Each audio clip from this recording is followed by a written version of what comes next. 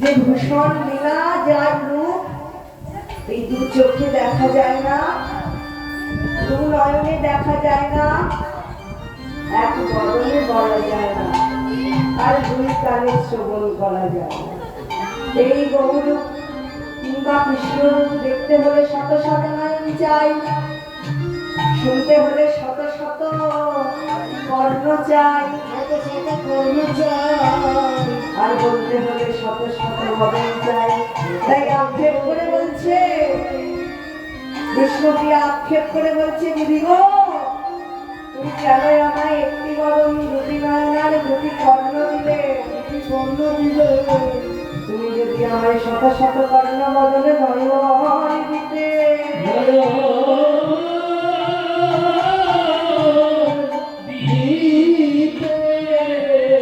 তবেই না ভালো হতো, তবেই না গৌর আস্বাদন হতো, তার ভগবানকে আস্বাদন করা যেত।